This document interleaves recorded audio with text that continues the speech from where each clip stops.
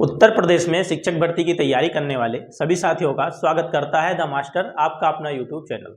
साथियों, इसके पहले वीडियो लेक्चर में मैंने जो है यूपी टेट में हिंदी के सिलेबस को जो है जूनियर और प्राइमरी में जो आपके दोनों परीक्षाएं होती हैं उसमें जो जो टॉपिक हिंदी से आते हैं उसके बारे में मैंने एक वीडियो बना के दी हुई है, जिसमें मैंने आपको बताया हुआ है कि कौन कौन से टॉपिक आपके आते हैं और किस किस टॉपिक से आपसे कितने क्वेश्चन पूछे जाते हैं।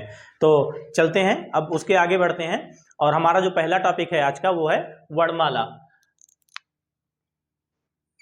देखिए, सबसे पहले जब हम वर्णमाला में बात करते हैं तो बात करते हैं वर्णों की, कि वर्ण किसे कहते हैं। ठीक है, तो भाषा की सबसे छोटी इकाई जो होती है जिसे हम ध्वनि कहते हैं उसी को वर्ण भी कहा जाता है। होता क्या है, जब हम बोलते हैं मुंह से कोई चीज तो जो हमारी जो आवाज निकलती है उसे वो ध्वनि के रूप में निकलती है, लेकिन जब हम उसी को लिखते हैं तो वो क्या हो जाता है, हमारा वर्ण हो जाता है। वर्णमाला में वर्ण की संख्या होती कितनी है, तो जो हमारी वर्णमाला है उसमें वर्णों की संख्या होती है कुल 52। अब इस वर्णमाला को जो है दो भागों में बांटा गया है, पहला स्वर और दूसरा व्यंजन। जो स्वरों की संख्या मानी गई है हमारी वर्णमाला में वो है 11 और व्यंजन की संख्या मानी गई है 41। देखिए, कहीं कहीं जो है स्वरों की संख्या 13 माना गया है। 13 कहाँ लेते हैं, जहां पे अंगा और आहा इसको भी क्या करते हैं, स्वर में जोड़ लेते हैं। लेकिन आपकी परीक्षा में सवाल पूछा गया है कि हिंदी वर्णमाला में स्वरों की संख्या कुल कितनी होती है। तो जब भी आपको ऑप्शन मिले तो आपको अगर 11 दिख रहा है तो आप 11 को ही वहां पे सही ऑप्शन मांगे, क्योंकि जो है आपका जो प्रश्न आया हुआ है और आयोग ने जो उत्तर सही माना है वो 11 को माना है। तो आप ये ध्यान रखिएगा कि अगर आपको जो है ये प्रश्न मिलता है कि हिंदी वर्णमाला में स्वरों की संख्या कितनी है तो आप जो है 11 को हमेशा सही मानेंगे। अब बात करते हैं स्वर कहते किसे हैं। स्वर वे होते हैं जिनका उच्चारण करने के लिए किसी दूसरे वर्ण की सहायता नहीं लेनी पड़ती है, वो स्वतंत्र होते हैं, उनका उच्चारण स्वतंत्रता पूर्वक किया जाता है। जैसे आपका छोटा आ हो गया जिसको आप पढ़ते हैं, फिर आ, ई, ये सभी आपके स्वर होते हैं। और व्यंजन, अगर आप व्यंजन पूछे कि व्यंजन क्या होता है, तो ऐसे वर्ण जिनके उच्चारण में हमें स्वर की सहायता लेनी पड़ती है, मतलब बिना स्वर की सहायता के व्यंजन का उच्चारण नहीं किया जाता है। जैसे अगर आप लिख रहे हैं का, तो जब आप का बोलेंगे तो आप देखिए, जब आप का बोलेंगे तो आप जब उच्चारण कर रहे हैं तो आपके जो है मुंह से आ वर्ड निकल रहा है। क्या निकल रहा है, आ वर्ड। ये कोई भी व्यंजन का आप उच्चारण करेंगे चाहे जो, उसको उच्चारण करने में आपको स्वर की सहायता लेनी पड़ेगी। बिना स्वर के व्यंजन का उच्चारण नहीं किया जा सकता है। तो अब चलिए बात करते हैं स्वर के बारे में। देखिए, स्वर का वर्गीकरण जो है कई आधार पे किया गया है। सबसे पहला जो आधार है वर्गीकरण का वो है उच्चारण काल के आधार पे। पहला है उच्चारण काल के आधार पे, मतलब कि जब आप स्वर का उच्चारण कर रहे हैं तो आपको उसका उच्चारण करने में कितना समय लग रहा है। जैसे कि आ, ये उच्चारण किए तो इसमें आपको कम समय लगा, लेकिन जब आप इसका उच्चारण कर रहे हैं आ, तो आपको ज्यादा समय लग रहा है। तो इस आधार पे पहला जो वर्गीकरण होता है वो होता है उच्चारण काल के आधार पे। फिर आता है होठों की स्थिति के आधार पे। होठों की स्थिति के आधार पे मतलब जब आप स्वर का उच्चारण कर रहे हैं तो आपके जो होंठ हैं वो कौन सा आकार ले रहे हैं, इसके आधार पे स्वरों का वर्गीकरण किया गया है। फिर अगला आधार आता है हवा के नाक व मुंह से निकलने के आधार पे, मतलब कि जब आप बोल रहे हैं, स्वर का उच्चारण कर रहे हैं, तो जो हमारे अंदर से हवा आ रही है वो मुंह से निकल रही है या नाक से निकल रही है। फिर अगला जो आधार है वो है मुख द्वार खुलने के आधार पे, मतलब कि उच्चारण करते समय आपका मुंह कितना खुल रहा है, कितना बंद हो रहा है। चलिए, ये तो हो गए आपके स्वर। अब आते हैं व्यंजन पे। देखिए, व्यंजन की संख्या कितनी है, 41। देखिए 41, इसको जो है हम 39 और प्लस 2 में क्या करते हैं, तोड़ देते हैं। ऐसा क्यों, देखिए व्यंजन को जो बांटा गया है वो पहला आता है स्पर्श व्यंजन, उसके बाद आता है अंतःस्थ व्यंजन, फिर आता है ऊष्म व्यंजन और उसके बाद आता है संयुक्त व्यंजन। ये 4 कैटेगरी आपको मालूम होगी, ठीक है। फिर अगला आता है उत्क्षिप्त व्यंजन, उसी को द्विगुण व्यंजन भी कहा जाता है। इसमें कौन कौन से आते हैं? इसमें आता है आपका ड़ा और ड़ा, ये इसको याद रखिएगा, ठीक है। ये अलग से इसमें प्रश्न पूछा जाता है कि आपका द्विगुण व्यंजन क्या है या उत्क्षिप्त व्यंजन क्या है। आपको 4 ऑप्शन दिए रहेंगे, उसमें से ये दोनों जो हैं उसमें से कोई एक ऑप्शन रहेगा, तो इसको ध्यान रखिएगा। अब चलिए बात करते हैं सबसे पहले स्पर्श व्यंजन की। देखिए स्पर्श व्यंजन की संख्या होती है 25। पूछा जाता है आपसे, इस पे भी प्रश्न पूछा जाता है कि जो है हिंदी वर्णमाला में स्पर्श व्यंजन की संख्या कितनी है। फिर आता है अंतःस्थ व्यंजन, इनकी संख्या होती है 4। उसके बाद फिर आता है ऊष्म व्यंजन, इसकी भी संख्या होती है 4। और फिर आता है संयुक्त व्यंजन, इनकी भी संख्या होती है 4। तो ये सब मिला के जो हमारे व्यंजन है उनकी कुल संख्या हो जाती है 41। इस सब में से जो है प्रश्न पूछे जाते हैं अलग अलग। अब देखिए ये तो हो गए कि स्वर क्या है, व्यंजन क्या है और कैसे इनका वर्गीकरण किया गया है। अब इसमें प्रश्न पूछते कहाँ से हैं, किस सेक्शन से कौन सा प्रश्न उठाते हैं। सबसे पहले हम स्वर की बात करते हैं। तो पहला क्वेश्चन जो आपसे पूछा जाता है स्वर के बारे में, वो पूछा जाता है कि स्वरों की संख्या कितनी है। फिर आपसे जो प्रश्न पूछा जाता है इसमें वो पूछा जाता है जो इसका अलग अलग वर्गीकरण किया गया है, इनके आधार पे कि जो है इनका उच्चारण करने में जो है आपके जो होठों की स्थिति या जो हवा निकल रही है मुंह से या नाक से, वो मतलब कब कौन सा वर्ण आ रहा है। फिर आते हैं व्यंजन पे। ज्यादातर सवाल जो आपसे बनते हैं वर्णमाला पे वो बनते हैं व्यंजन से, ठीक है। व्यंजन पे जो आपका सबसे पहला है स्पर्श व्यंजन, ठीक है। यहाँ से जो क्वेश्चन बनते हैं ये बनते हैं अधिकतर उच्चारण स्थान के आधार पे, कि जैसे ये जो 25 स्पर्श व्यंजन है इसका जब आप उच्चारण कर रहे हैं तो इनका उच्चारण स्थान क्या है। आपने अधिकतर सुना होगा, कहा होगा कि जैसे जो क वर्ण है इसका उच्चारण स्थान क्या है। आपने जो है अगर प्रैक्टिस सेट किए होंगे या प्रीवियस ईयर के क्वेश्चन देखे होंगे तो आपको जो है ये सब क्वेश्चन मिले होंगे। फिर अंतःस्थ व्यंजन आता है, आपसे क्वेश्चन पूछा जाता है, 4 ऑप्शन दे दिए जाते हैं और पूछता है कि बताइए इसमें से कौन सा अंतःस्थ व्यंजन है।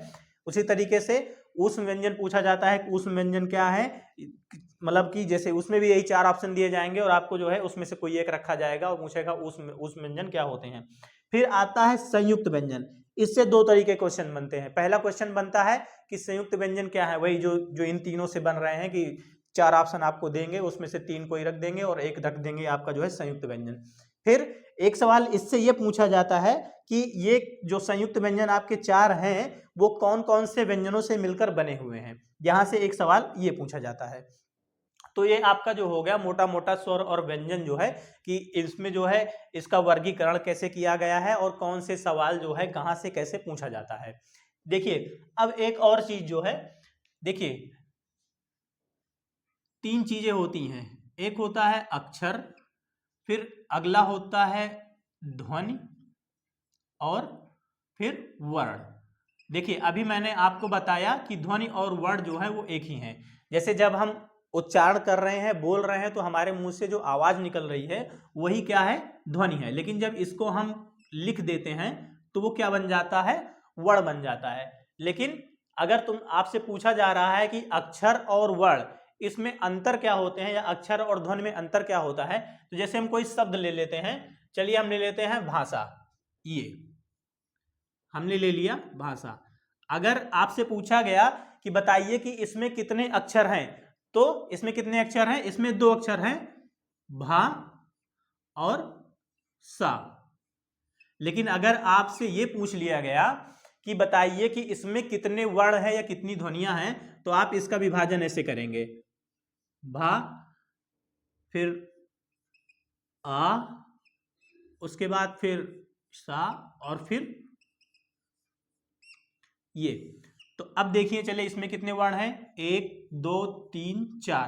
तो अगर आपसे प्रश्न पूछ लिया गया कि बताइए भाषा में कितने वर्ण हैं या कितनी ध्वनियां, तो आप क्या बताएंगे, 4। देखिए मैं इसको इसलिए बता रहा हूं, देखिए क्या है कि इस बार जो आपकी परीक्षा होगी तो वो आपका जो नया आयोग गठित हुआ है जो है शिक्षा सेवा चयन आयोग, ठीक है, तो वो आपका प्रश्न ले रहा है और फॉर्म जो है बहुत ज़्यादा बढ़ने वाले हैं। आखिरी बार जब आपकी परीक्षा हुई थी जो टेट की, तब से लेके अब में जो है काफ़ी अंतर आ गया है और हो सकता है उम्मीद यही है कि जो है आपके जो पेपर का स्तर होगा वो बढ़ेगा। तो ये सब प्रश्न भी आपसे पूछे जा सकते हैं, ठीक है। तो इसीलिए मैं आपको बता रहा हूं कि ये ध्यान रखिएगा। देखिए इससे एक प्रश्न और पूछता है, एक प्रश्न ये पूछता है कि बताइए कि हिंदी शब्दकोश में आपको 4 शब्द दे देंगे, आपको 4 शब्द दे देंगे और कहेंगे कि बताइए कि हिंदी शब्दकोश में सबसे पहले कौन सा शब्द आता है। तो वहां पे आपको इसकी जानकारी होना बहुत जरूरी है।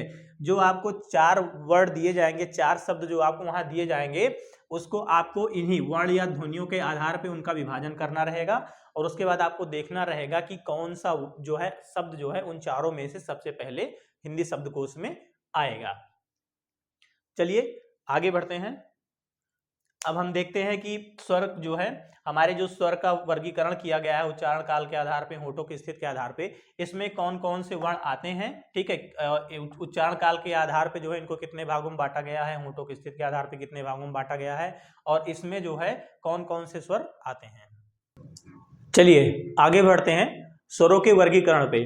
तो सबसे पहला जो वर्गीकरण है स्वर का वो है उच्चारण काल या मात्रा के आधार पे। इस आधार पे स्वर को 3 भागों में बांटा गया है। पहला है ह्रस्व स्वर, दूसरा है दीर्घ स्वर और तीसरा है प्लुत स्वर। ह्रस्व स्वर क्या होते हैं? वे स्वर जिनके उच्चारण काल में सबसे कम समय लगता है, उन्हें क्या कहते हैं? ह्रस्व स्वर कहते हैं। इन्हीं को मूल स्वर भी कहा जाता है या एक मात्रिक स्वर भी कहा जाता है, ठीक है, याद रखिएगा। अब इसमें आते कौन कौन से हैं? इसमें आपका आता है छोटा आ, ई, उ और री। ये 4 वर्ण जो होते हैं ये आपके ह्रस्व स्वर होते हैं। इन्हीं को जो है हम मूल स्वर, मूल या फिर एक मात्रिक स्वर कहते हैं।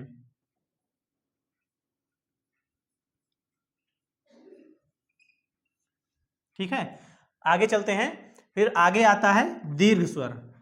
ऐसे स्वर जिनके उच्चारण में ह्रस्व स्वर से ज्यादा समय लगता हो उन्हें क्या कहा जाता है? दीर्घ स्वर कहा जाता है। इसमें कौन कौन से वर्ण आते हैं? इसमें आते हैं बड़ा आ, बड़ी ई, उ, ए, आए, ओ और आओ। इनको क्या कहा जाता है?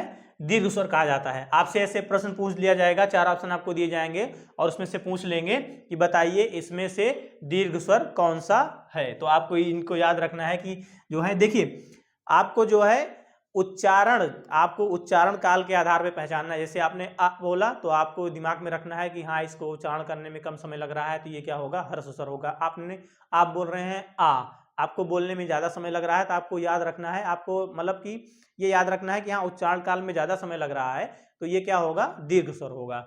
चलिए अगले स्वर पे चलते हैं, प्लुत स्वर। ऐसे स्वर जिनके उच्चारण में जो है दीर्घ स्वर से भी ज्यादा समय लगता हो उन्हें कहा जाता है, उन्हें कहा जाता है प्लुत स्वर। इसमें आता है ओम। ओम, जैसे आप क्या करते हैं जब ओम का उच्चारण करते हैं तो आपको क्या लगता है? समय लगता है। इसीलिए जो है इसे क्या कहा जाता है? प्लुत स्वर कहा जाता है। क्यों कहा जाता है? क्योंकि इनके उच्चारण काल जो होते हैं वो क्या होते हैं? दीर्घ स्वर से ज्यादा होते हैं।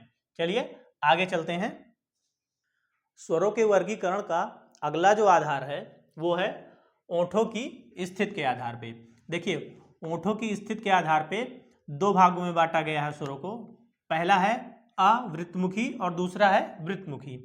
देखिए अवृतमुखी मतलब जब आप जो है उच्चारण करेंगे स्वर का और जो आपके ओंठ हैं वो गोल ना होके दूसरे शेप में रहेंगे, वो वर्ण जो होंगे आपके वो स्वर जो होंगे आपके वो आवृतमुखी कहलाएंगे।